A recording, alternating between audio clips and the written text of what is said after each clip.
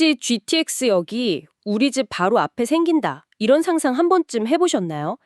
정말 집값이 막 2배, 3배 뛸 거라고 기대하시나요? 아니면 지금이라도 GTX 예정지를 좀 알아봐야 하나 마음이 조급해지세요? 뭐 요즘 어딜 가나 그런 이야기뿐이죠. 맞아요. GTX는 부동산 치트키다. 수도권 지도를 아예 바꿀 교통혁명이다. 이런 말들이 막 들리잖아요. 사실 틀린 말은 아니에요. 그 파급력이 엄청날 거라는 건 뭐 누구나 아는 사실이니까요. 그렇죠. 그런데 여기서 정말 흥미로운, 뭐랄까, 역설이 하나 있습니다. 역설이요. 네, 만약에 모두가 정말 손꼽아 기다리던 그 화려한 개통식이요. 그게 바로 여러분 자산 가치의 최고점, 다시 말해 상투가 되는 순간이라면 어떠시겠어요? 축포를 터트리는 그 순간이 사실은 팔고 나왔어야 할 마지막 기회였다. 바로 그거죠. 그게 그냥 뭐 뜬구름 잡는 이야기가 아닌 게 과거에도 비슷한 사례가 있었잖아요. 있었죠. 네, 신분당선이나 9호선 연장 개통 때를 생각해보면 개통 직전까지 정말 불같이 타오르던 집값이요. 막상 뚜껑을 딱 열고 나니까 오히려 시들해지거나 심지어 하락하는 현상이 나타났거든요. 모든 기대감이 현실이 되는 바로 그 순간에 시장은 이상할 정도로 냉정해지는 거군요. 맞습니다. 바로 그 지점입니다. 그래서 오늘 저희의 목표는 아주 명확합니다. 단순히 뭐 GTX가 좋다, 나쁘다 이런 이분법적인 결론을 내리려는 게 아니고요. 네. 그보다는 부동산 시장의 아주 오래된 격언이죠. 소문에 사서 뉴스에 팔아라. 이 말이 이 거대한 GTX 시장에서 구체적으로 어떻게 그리고 왜 작동하는지 그 속을 한번 제대로 들여다보려고 합니다. 네, 오늘 이 시간을 통해서 왜 그 화려한 개통식이라는 축제가 어떤 분들에게는 최고의 탈출 기회가 되는지, 그리고 모두의 환호성이 좀 잦아들고 거품이 거친 뒤에 드러나는 진짜 수혜지와 가짜 수혜지, 이건 과연 어떤 기준으로 갈리는지 그 핵심을 좀 짚어드리겠습니다. 좋습니다. 아마 오늘 이야기 끝까지 들으시면 남들이 막 흥분해서 달려들 때 한 발 뒤에서 아주 냉철하게 옥석을 가려내는 그런 눈을 갖게 되실 겁니다. 네, 그렇게 되실 겁니다. 좋습니다. 그럼 첫 번째 핵심 원리부터 한번 풀어보죠. 도대체 왜 그렇게 기다리고 기다렸던 개통을 하면 오히려 가격이 흔들리는 걸까요? 이게 주식시장에서 자주 보는 재료 소멸 현상하고 비슷하다고 하던데요. 정확히 그 개념을 빌려오면 이해가 아주 쉬워요. 예를 들면요. 예를 들어서 삼성전자가 뭐 역대급 실적을 발표했어요. 근데 발표 당일에 주가가 오히려 뚝 떨어지는 경우 종종 보셨을 거예요. 있죠. 실적은 좋은데 왜 떨어지나 싶을 때가 있어요. 그렇죠. 왜 그럴까요? 시장의 똑똑한 투자자들이 이미 몇 달 전부터 이번 실적 엄청 좋을 거야 라고 예상을 하고 주식을 미리 다 사뒀기 때문이죠. 그래서 막상 실적이 발표되는 순간 그건 더 이상 새로운 호재가 아니라 이미 가격에 다 녹아있는 과거의 뉴스가 되어버리는 겁니다. 이걸 선반영이라고 하죠. 기대감이 이미 가격의 전보 혹은 뭐 그 이상으로 반영이 되어버렸다. 이 말이군요. 그렇습니다. GTX 부동산 가격이 움직이는 과정을 시간 순서대로 쭉 따라가 보면 이 선반영이 얼마나 무섭게 일어나는지 알 수 있어요. 단계가 있나요? 보통 3단계를 거칩니다. 첫 번째는 계획 발표 단계예요. 정부가 발표하는 국가철도망 계획에 노선이랑 역 위치가 점 하나 딱 찍혔다. 이 소문만으로도 가장 발빠른 투자자들이 몰려들면서 1차 급등이 일어납니다. 이때는 사실 될지 안 될지도 모르는 거의 뭐 뜬구름 잡는 단계인데도 가격이 먼저 반응하는 거네요. 그렇죠. 그러다가 이제 두 번째 단계, 예비 타당성 조사 통과 소식이 들려옵니다. 이제 좀 구체화되는군요. 네, 이때 시장은 이건 진짜 되는 사업이구나 하는 확신을 갖게 되죠. 그러면 투자자뿐만 아니라 그 지역에 살고 싶어하는 실수요자들까지 가세하면서 2차 급등이 와요. 그리고 마지막이 착공이겠네요. 맞습니다. 마지막 방점을 찍는 게 바로 착공식입니다. 첫 삽을 뜨는 장면이 뉴스에 나오면 이제 정말 곧 GTX 탄다 하는 기대감이 최고조에 달하죠. 이때쯤이면 해당 지역 시세의 80에서 90%가 이미 완성되었다고 봐도 무방합니다. 잠깐만요. 착공에서 개통까지는 보통 5년, 길게는 뭐 10년도 걸리지 않나요? 네, 걸리죠. 그런데 착공 시점에 이미 가격의 90%가 형성된다는 건 앞으로 한 10년 뒤의 가치를 현재 시점에 미리 다 땡겨와서 거래한다는 뜻이네요. 바로 그게 핵심입니다. 그 5년에서 10년이라는 기나긴 시간 동안 GTX 호재라는 그 꿈은요, 가격의 100%를 넘어서 110%, 120%까지 과도하게 반영되기도 해요. 와, 파는 사람은 아니 개통만 되면 강남까지 20분인데 이 정도 가격은 받아야지 라는 논리로 미래 가치를 잔뜩 얹어서 팔고 사는 사람도 그 장밋빛 미래에 대한 기대감으로 기꺼이 그 가격을 지불하는 거죠. 그러다가 마침내 개통일, D-Day가 밝았습니다. 이제 꿈의 영역이 아니라 현실의 영역으로 들어오는 거군요. 그렇죠. 그때부터 사람들은 이제 부푼 기대감 대신에 냉정한 계산기를 두드리기 시작하겠네요. 네, 바로 그때부터 그동안 애써 외면했거나 미처 생각지 못했던 세 가지 불편한 진실과 마주하게 됩니다. 세 가지 불편한 진실이요. 첫 번째가 뭔가요? 첫째, 배차 간격의 배신입니다. 배차 간격이요? 네, 우리는 보통 지하철처럼 3, 4분마다 한 대씩 오겠지 막연히 생각하지만 GTX는 KTX랑 비슷한 광역철도예요. 출퇴근 시간에도 15분, 평시에는 20분, 심하면 30분까지 기다려야 할 수도 있어요. 아, 눈앞에서 열차 하나 놓치면 바로 지각이겠네요. 그렇죠. 현실적인 공포가 생기는 겁니다. 생각만 해도 아찔하네요. 그리고 두 번째는 역시 돈 문제겠죠. 맞습니다. 만만치 않은 요금. 왕복 요금이 8,000원에서 10,000원에 육박한다면 매일 출퇴근하는 직장인에게는 한 달에 20만 원이 넘는 추가 교통비가 발생합니다. 부담이 크네요. 상당한 부담이죠. 아, 이 돈이면 차라리 서울에 좀 더 가까운 곳에서 다른 교통수단을 이용하는 게 낫지 않을까? 이런 생각이 들기 시작하는 겁니다. 그렇겠네요. 마지막 세 번째는 뭔가요? 이건 좀 의외일 것 같은데요. 가장 많은 분들이 간과하는 환승저항입니다. 환승저항이요? 네, GTX는 대심도 터널, 즉 아주 깊은 지하로 다녀요.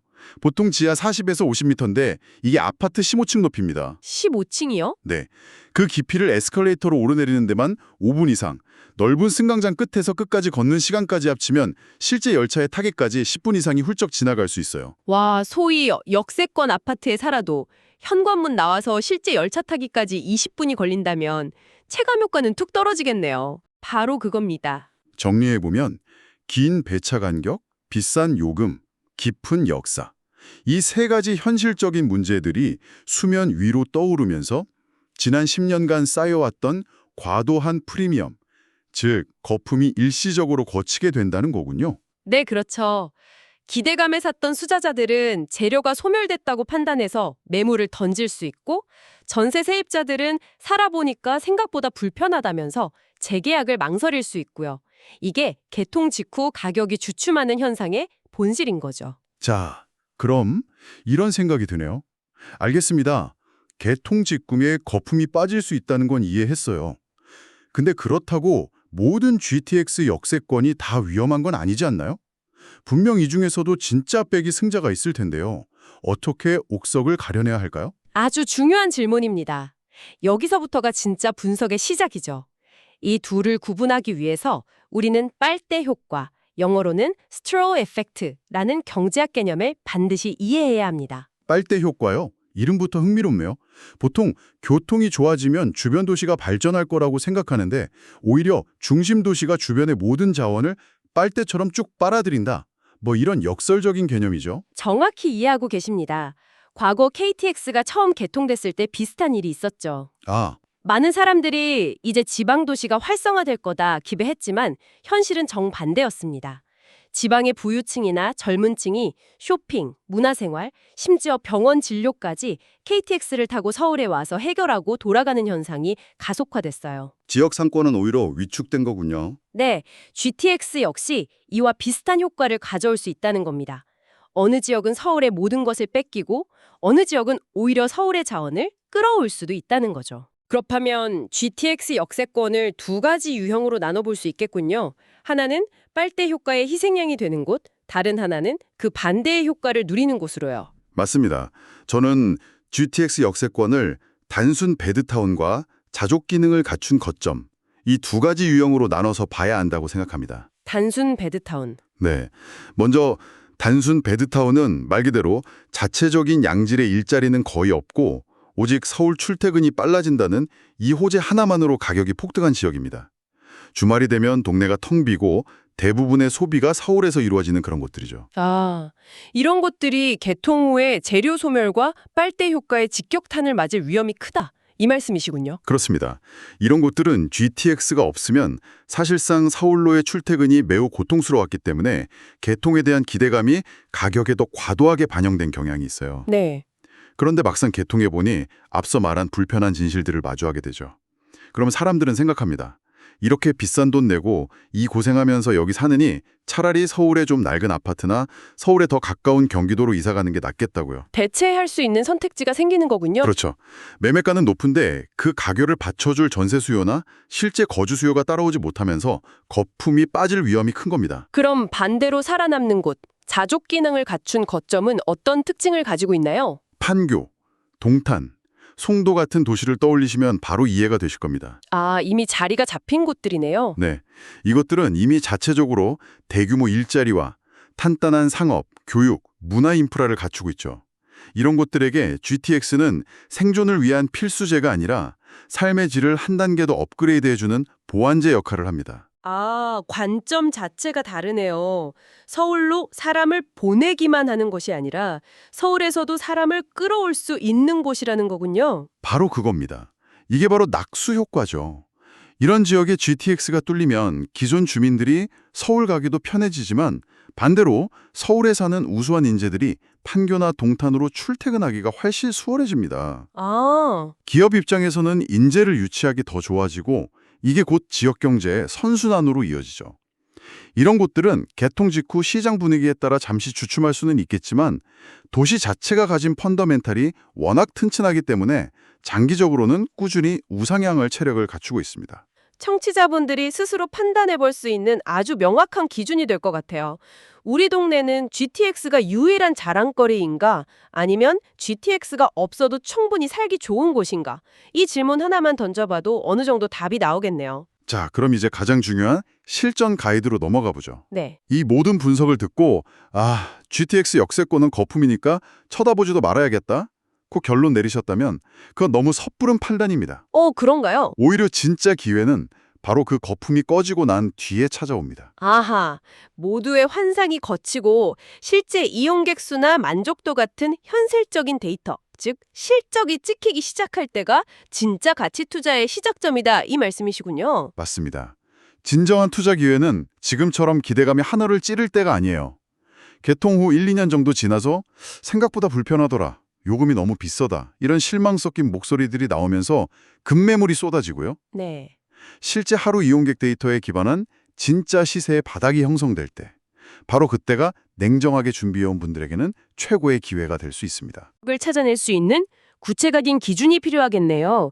저희가 청취자분들을 위해 필승 3가지 기준을 정리해봤습니다.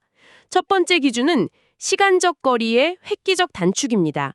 아주 중요한 포인트입니다. 여기서 핵심은 단순히 지도상의 물리적 거리가 아니라 시간 단축 효과가 얼마나 드라마틱한가 이거예요.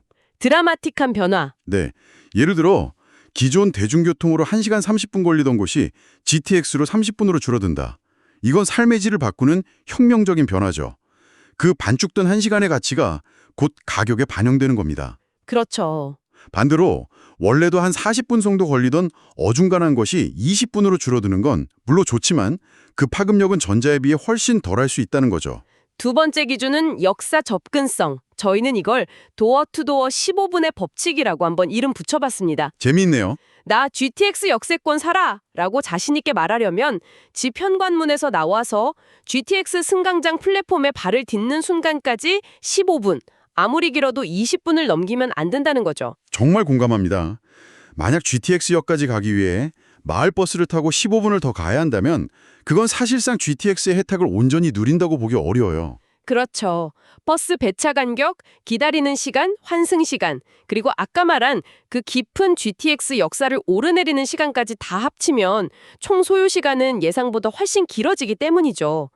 결국 개통 요건은 역 반경 800m 이내, 즉 편안하게 걸어갈 수 있는 도보권 단지에 집중될 수밖에 없습니다. 마지막 세 번째 기준, 저는 개인적으로 이게 가장 중요하다고 보는데요. 바로 일자리의 연결성입니다. GTX 노선이 단순히 서울로 가는 게 중요한 게 아니죠. 네, 맞아요. 삼성역 GBD, 서울역 광화문 CBD, 여의도 YBD 같은 대한민국 3대 핵심 업무지구를 환승 없이 직접 연결하는지가 그 노선의 가치를 결정합니다. 전적으로 동의합니다. 그건 단순한 교통망이 아니라 경제 동맥이거든요. 경제 동맥. 네. 고소득 전문직들이 밀집한 곳으로 직행하는 노선 주변의 아파트는 하락장에서도 가격 방어력이 월등히 높을 수밖에 없어요. 왜냐하면 그들은 자신의 시간을 돈으로 환산하는 데 익숙하고 한 달에 20, 30만 원의 추가 비용을 내더라도 매일 왕복 1시간 이상의 시간을 살 수 있다면 기꺼이 그 비용을 감수할 의사가 있기 때문입니다. 아, 그들이 지불할 의사가 있는 시간의 가치가 곧 그 지역 아파트 가격의 하방 경직성을 만들어주는 셈이군요. 정확합니다. 오늘 분석의 핵심 다시 한번 정리해 보겠습니다.